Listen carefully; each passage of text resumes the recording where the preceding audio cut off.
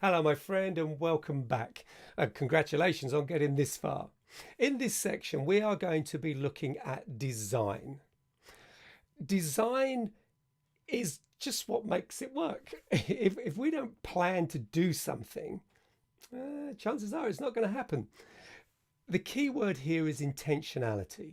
And this again is, I know I get overexcited, and it's just kind of always been like it as a child. My parents would say, Mark, just calm down. And I get so excited, I'd feel sick sometimes. But I just think about what understanding this has done in my life. And I look at the people I work with and the skills, and I know the fact that you're watching this, you've got phenomenal potential. And when you bring potential and you connect it to intentionality, woohoo, something amazing starts to happen. So you see, design is key for anything good to last. Now, the enemy of design is this superstitious belief that good stuff will just work out. Again, I know there's the exception, but they're the ones that really prove the rule. There are people who they'll buy a lottery ticket and they'll be the one in 400 million to one chance that wins the money, but the others don't. There's always the poor soul who gets struck by lightning twice. I mean, that happens, and it's not good. But for most of us, if we want something good to happen in our life, we have to go out of our way to make it happen. So we have to abandon all these things of, well, it just doesn't feel genuine. It doesn't feel sincere. It's a bit like the fiance saying to the man proposing to her, yeah, well, you're just saying you love me because you ought to. Well, yeah, I ought to because I love you. If we all love spontaneity. We all love things kicking off that are exciting and good. But those things tend to happen because we've done some work beforehand. I like what one commentator says. His name leaves me now, so forgive me. He says, I'm very lucky. He said, so much of what's happened in my life has just been good luck. And he said, I make it, I manufacture it, and I make sure I study this and I learn that and I do this and I do the other. And then I just find I get lucky.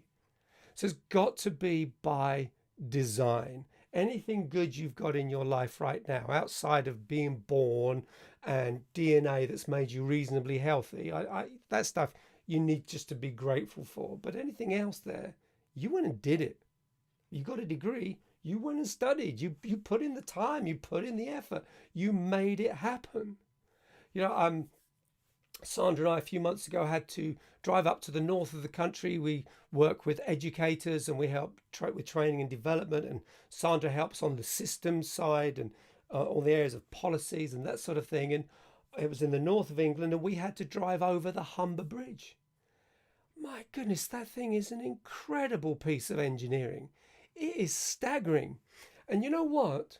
That didn't just happen. It didn't just turn up one day. A group of people didn't get together and go, you know what, should we just throw something together? These things are engineered, they are designed, and that they are expertise is brought to the table to make sure that they perform. Well, do you want your life to perform? Do you want your life to get you to the other side of wherever it is you want to get to? Needs to be designed. Cannot be left to accident. But to accident, I mean, think about this. You know, I like being around positive people. I like being around people who get excited and are prepared to embrace a bit of optimism. But you know what? I fly a fair amount. In a few weeks' time, I'm going to be flying again, working on the educational side. And when I get on that aeroplane, if I'm given the choice of a really optimistic, motivational kind of person with no flight experience flying the aeroplane, or a slightly downcast, not too cheerful, experienced man or woman of 20 years flying experience, I'm going with the experience. No offense, dude, but I'm not placing my hands in your optimism. I'm not placing my life in the hands of your optimism. I'm going to trust my life to somebody who has proven they know what they're doing.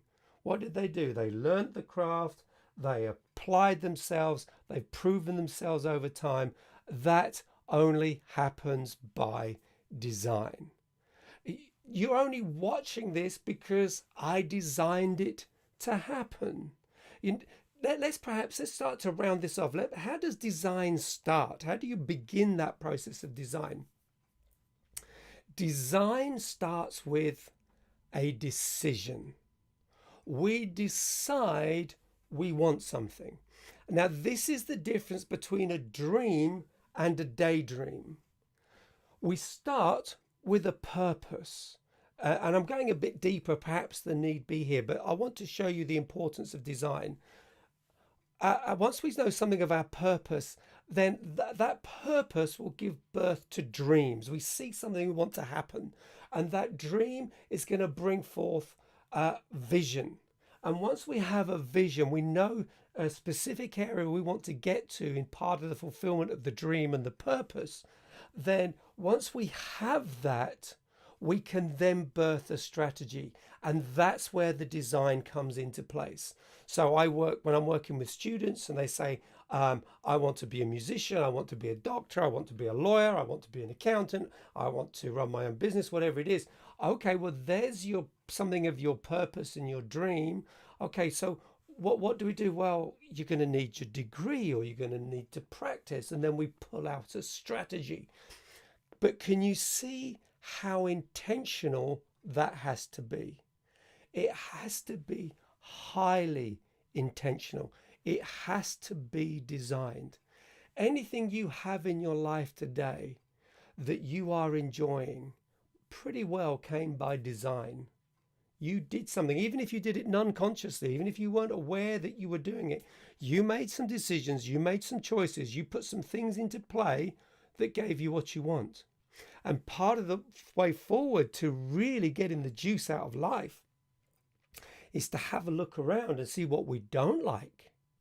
And then if that thing we don't like is unchangeable, I don't know, somebody who's born and a part of their body is missing, for the sake of argument. Okay, they can't change that, but what can they bring into play to use that or to get on in spite of that? I think of two people, both have the same illness, and it's quite crippling.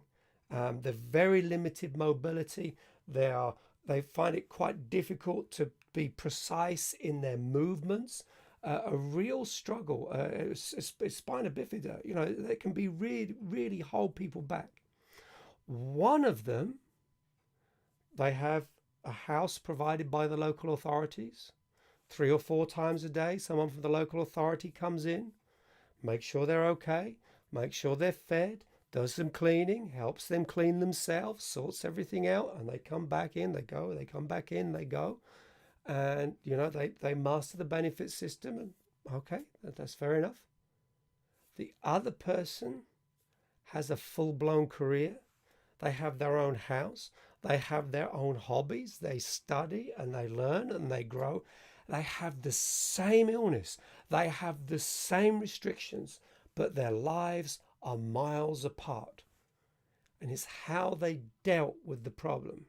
For one of them, it was a dead end. The other one, they just strategized. They were highly intentional. They got round it and they lived their life anyway, in spite of the challenge. And I find people like that so inspirational. I take my hat off to them. I salute them. I honestly do.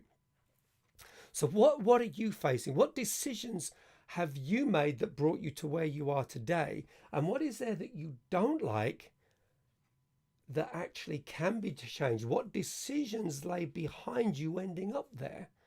And what can you do to intentionally start to change that? Where do you want your tomorrow to take you? Hey, it's been fantastic being with you. Thank you, my friend. And I look forward to spending time with you in the next lesson. Bye for now.